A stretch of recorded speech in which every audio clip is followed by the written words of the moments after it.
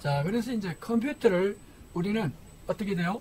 이 제너럴 퍼포스로 쓰는 게 있고 스페셜 퍼포스로 쓰는 게 있는데, 예를 들어서 처음에 매킨토시 컴퓨터를 만들 때는 디자인용, 산업 디자인용, 또 군사용 뭐 이런 걸로서 썼어요. 또 같은 컴퓨터라도 선박용이나 아니면 산업용으로 쓸 때는 달리해야 돼요. 왜냐하면 온도 특성이 달라야 돼요. 온도 특성이. 우리가 보통 집에서 쓰는 거는 커머셜 타입이라고 그래요. 범용으로 쓰는 거. 그래서 0도에서 70도까지만 돌아가게 돼요. 근데 0도 이하로 떨어지잖아요. 방이 춥다든가 그러면은 돌아가기는 돌아가는데 디스플레이가 잘 움직이지 않는다든가 그래요. 근데 군사용은 마이너스 40도에서 200 플러스 200도C까지 돌아가게 해줘야 돼요. 이런 거를 우리는 스페셜 퍼포스 컴퓨터라.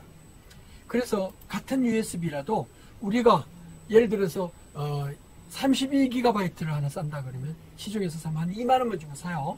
뭐 한 만원, 2만원만 주면 사는데, 군사용으로 사잖아요. 같은 USB. 이거 한 100배 이상 돈을 줘야 돼요.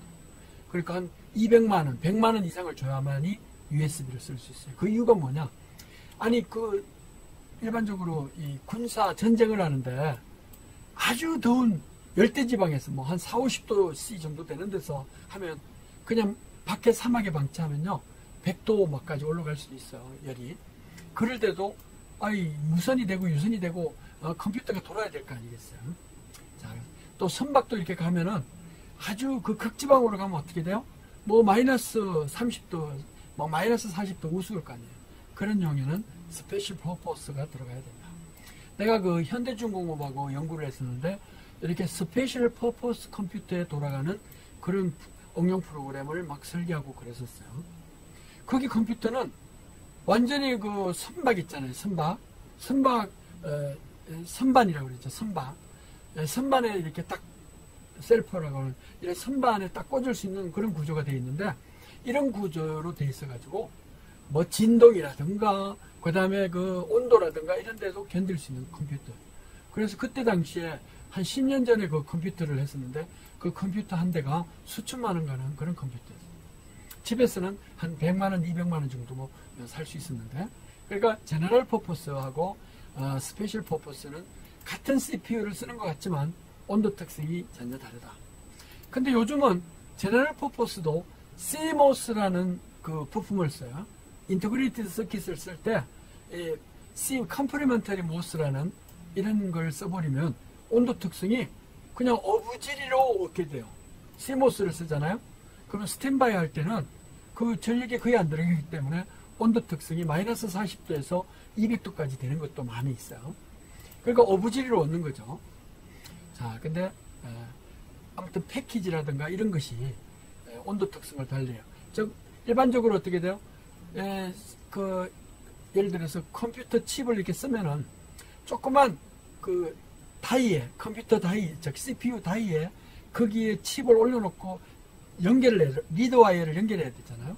그러니까 리드 와이어의 온도 특성하고 그 다음에 패키지의 온도 특성이 다르면은 선이 서로 웅축이 돼가지고 떨어져 버려요.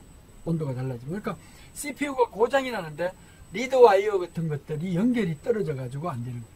그래서 온도 특성이나 이런 것에는 인터그레이터 서킷만 좋아가지고 CMOS 테크놀로지만 한다 그래가지고 괜찮은 게 아니고, CMOS 테크놀로지로 돼 있으면 즉 웨이퍼에서 칩이 떨어져 나오잖아요. 그 칩하고 리드 와이어, 즉 다리하고 연결해 줘야 되잖아요. 이 연결해 주는 것이 우리는 랩핑이라고 그러는데, 선 연결하는 랩핑이라고 하는데, 그 랩핑 와이어하고 온도 특성이 달라가지고, 서로 다른 금속 물질이 연결되면 온도 특성이 다르죠. 그럼 뭐 거기서 전이차도 일어나고 뭐 그래요. 또 서로 온도 특성이 다르면 팽창계수가 달라가지고 끊어지고 막 그래요. 또 그런 걸 이용해 가지고 바이메탈을 만들고 그러잖아요. 서로 다른 두 개의 금속을 놓고 온도 특성이 달라졌을 때 응착 뭐 이런 것들이 달라지면은 스위치가 끊어지고 온도가 돌면 다시 붓고 뭐 이런 거잖아요. 이런 걸 가지고 우리가 온도의 그 컨트롤을 하는 바이메탈로 사용한다. 바이메탈이 뭐예요? 두 개의 메탈, 금속을 붙였다는 거잖아요. 자, 아무튼 이렇게 스페셜 퍼포스와 제너럴 퍼포스는 응용되는 CPU가 같은 CPU를 쓰더라도 리드 와이어라든가 패키지에 따라서도 다르고, 그래서 가격대가 뭐 한 10배에서 100배 정도로 비싸다 하는 것을 우리가 알 수가 있어요. 자, 일반적으로 우리가 컴퓨터에서 사용하는 것이 무엇이죠? 그거는 바로 숫자잖아요.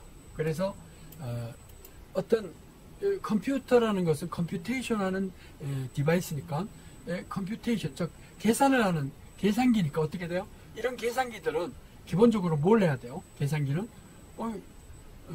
수치 처리를 해야 되잖아요. 그러면 사람이 내려준 이런 오퍼랜드, 또 사람이 내려준 인스트럭션 뭐 이런 것들이 있어야 되잖아요. 그래서 인스트럭션 명령은 오퍼레이션과 오퍼랜드가 있는데, 그런 것들은 전부 다 수치 형식으로 부호화해 가지고 컴퓨터한테 전달해주고, 약속된 그런 그 코드를 부호라 그래요. 이런 부호를 우리는 이런 코드를 서로 주고받아야 되는데, 이 컴퓨터는 노이즈라든가 뭐 이런 처리를 좀 미개하게 하기 때문에 사람처럼 10진수를 쓰지를 못해요. 2진수를 써가지고 연산을 해야 돼요. 왜 그 기계는 2진수로 해야 되느냐? 사람은 10진수를 쓰잖아요. 그 이유가 뭐예요? 사람은 여기처럼 이렇게 손가락이 10개로 돼 있어요. 그러니까 숫자를 세야 되더라도 하나, 둘, 셋, 넷 하면서 손가락을 이렇게 하면서 하잖아요. 그러면 기계는 손가락이 몇 개예요? 2개밖에 없어요. 2개. 그래가지고 올렸느냐, 내렸느냐, 즉 하나가 올라갔느냐, 하나가 내려갔느냐, 뭐 이런 걸 가지고 두 가지를 나타내기 때문에 우리는 이거를 이진수라고 이야기를 해요. 있느냐 없느냐, 스위치를 켰느냐 껐느냐, 뭐 이렇게 해서 0과 1로 나타내요. 스위치를 키면 1, 스위치를 끄면 0, 전등을 키면 yes, 전등을 끄면 이제 뭐 오프, 온 오프라 그러잖아요. 온 오프, 뭐 이렇게. 전부 이게 기계적으로 봤을 때 0과 1로 해야 돼요. 그러면 기계도 이렇게 전압으로 나누면 되잖아요. 그래서 1V일 때는 1이고 2V일 때는 2고 이렇게 할 수 있죠. 이렇게 해가지고 이렇게 다치 논리로 하는 컴퓨터가 소련에서 개발되기도 했는데, 이게 문제가 뭐냐면은 양산을 못해요. 그렇게 만들어 놓으면 이 그 인터그레이티드 서킷 IC를 만들었을 때 이 불순물 농도에 따라서 레벨이 다 달라지고 오차가 10% 이상 나기 때문에, 그래서 정확한 계산을 못해요. 그럼 어떻게 해야 되나요? 할 수 없이 좀 억울하지만 하나의 단자, 하나의 표시는 그냥 이진수로 있느냐 없느냐, 켰느냐 껐느냐, 온이냐 오프냐, 예스냐 노냐, 이걸로만 나타내죠. 이걸 바이너리 디지트라고 이야기해요. 오늘 수업 여기까지 하도록 하겠습니다. 수고했습니다.